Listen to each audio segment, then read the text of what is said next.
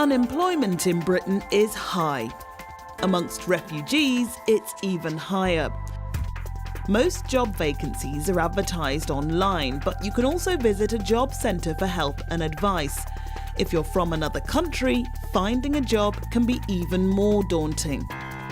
But the Pause project has been designed to help.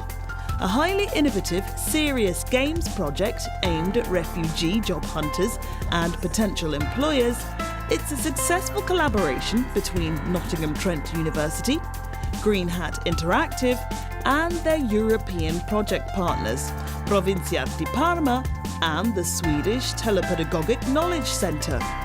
We're trying to produce persuasive games. We're trying to change attitudes to migrant workers and refugees. We don't want to coerce people into changing their attitudes. We want to create empathy for the characters in our games.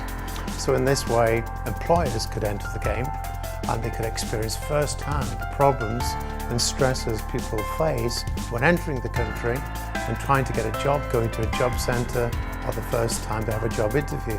So in this way they can enter the game and they can face for themselves, for the first time, these kind of negative stereotypes that prevent people getting jobs.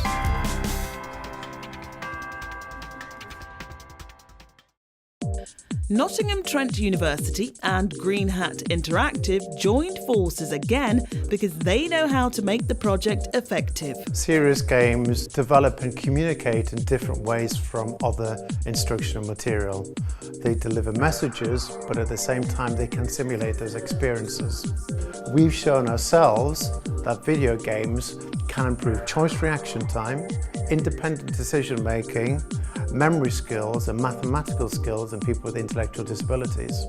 Being unique and having involvement from users at the heart of the project has been vital to their success. We always use end users in our project, and we find that that's the best way of making sure that the end result is usable by them and engaging.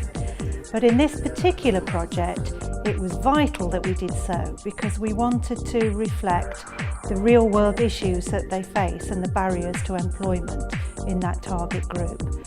So it was important that they created the narrative themselves so that every piece of content in the games reflects something that they have directly experienced.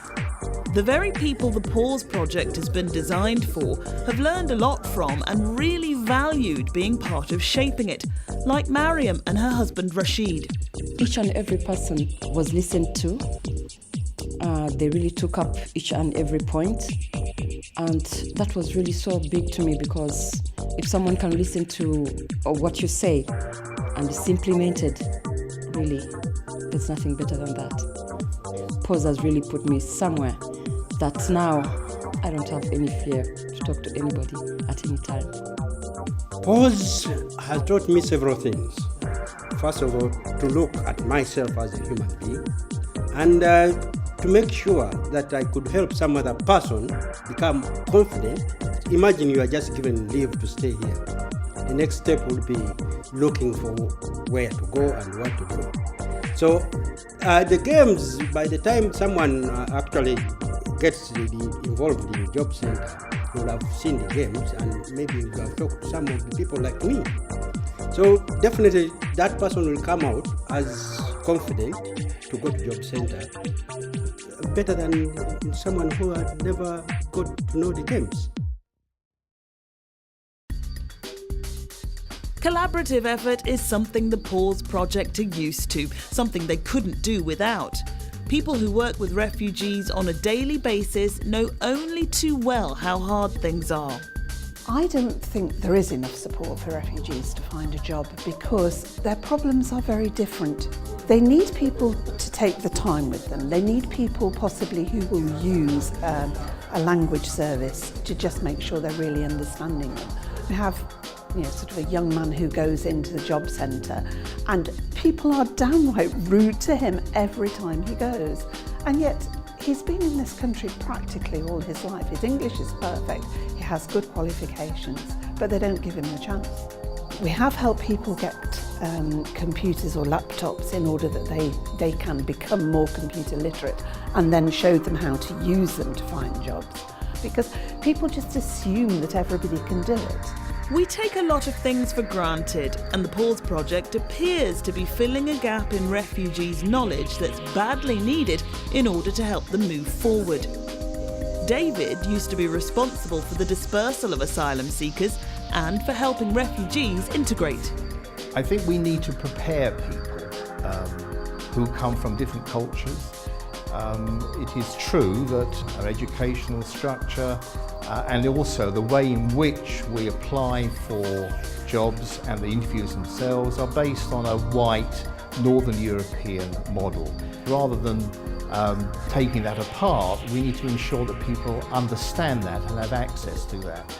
And the simulation element is very, very important to help people navigate themselves through that system before they face that in reality.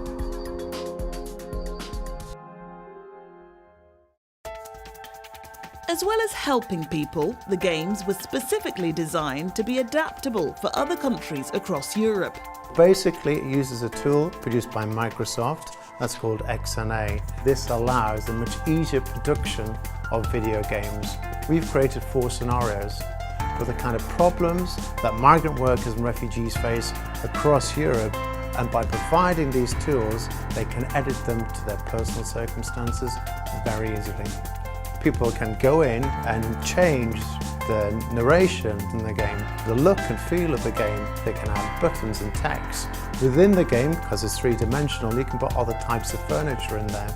You can change that very easily to community languages, which is incredibly important when you're working with migrant workers and refugees. The first impact that being involved in Pause had was empowerment, because people actually listened to them, listened to the experiences that they'd had and the problems that they faced. And even if the project couldn't actually immediately answer those, they just felt so grateful that people were listening.